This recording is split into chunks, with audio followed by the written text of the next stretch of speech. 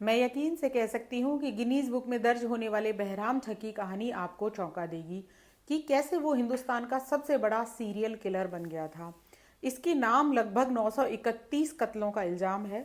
तो hello everyone, स्वागत है आप तमाम लोगों का आज की कहानी के इस एपिसोड में। उम्मीद है पूरी फैमिली अच्छी होगी, अपना और अपनों का ख्याल रख रही होगी। आज की कहानी में हिंदुस्तान के सबसे बड़े ठग बहराम ठग की कहानी।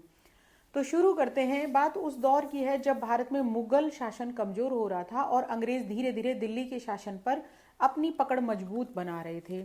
इस सब में कई तरह की मुश्किलें अंग्रेजों के सामने आ रही थीं और सबसे बड़ी जो मुश्किल थी वो थी लॉ एंड ऑर्डर की। जो किस्सा आज मैं बताने वाली हूँ वो बात रही होगी लगभग 1790 के आसपास की। अचानक बहुत सारी शिकायतें आने लगी और शिकायतें थी कि लोग जो किसी भी काम से यात्रा के लिए निकलते हैं वो अचानक गायब हो जाते हैं।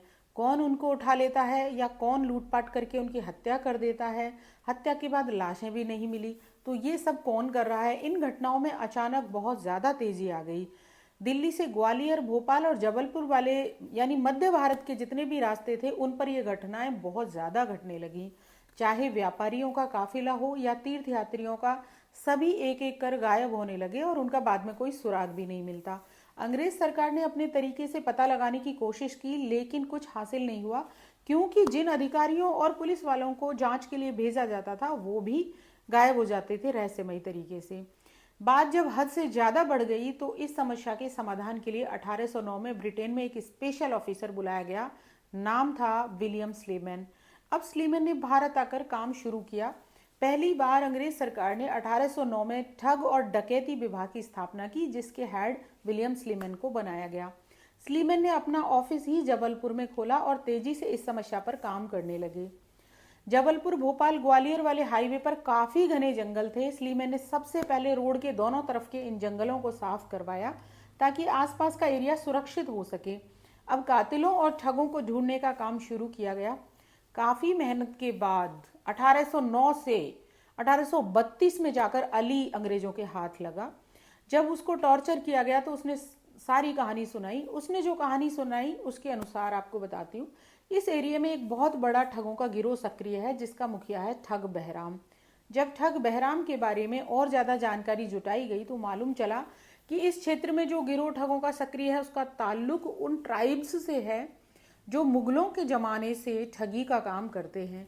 इन ट्राइब्स में लोगों को लूटना और हत्या कर देना धार्मिक रूप से उचित कार्य माना जाता है।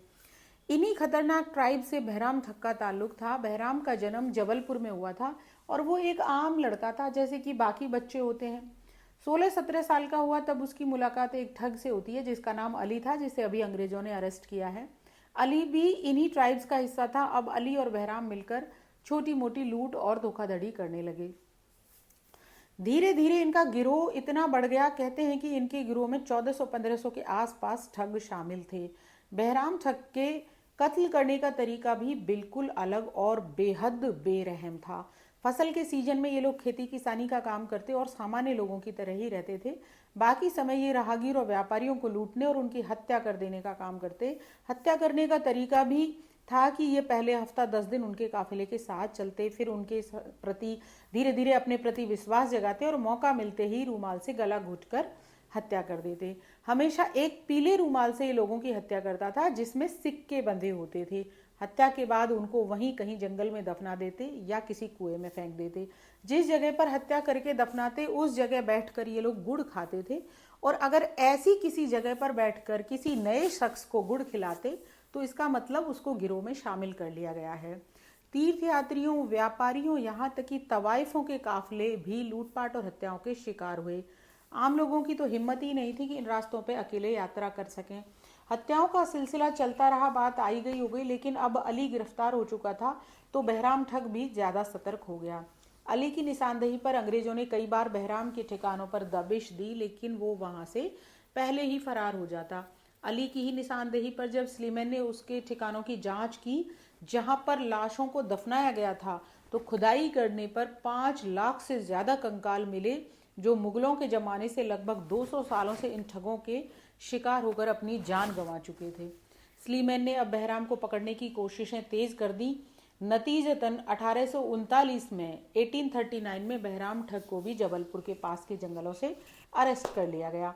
साथ ही उसका साथ देने वाले लोकल्स को भी गिरफ्तार कर लिया गया और बाद में उनको भी सजा हुई।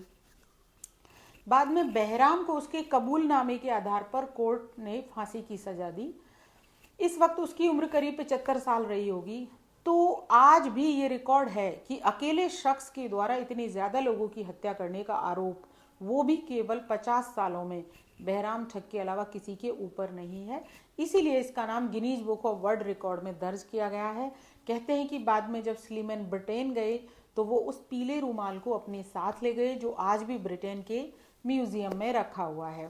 तो ये थी कहानी गिनीज बुक में नाम दर्ज कराने वाले बहराम ठग की। अगर आपको ये कहानी रोचक लगी हो तो मेरे वीडियो को लाइक करिए, फ्रेंड्स एंड फैमिली में शेयर करिए और चैनल को सब्सक्राइब करना ना भूलें, क्योंकि मैं लेकर आती हूँ ऐसी ही चौंकाने वाली सच्ची कहानियाँ, क्योंकि हर कहानी कुछ कहती है।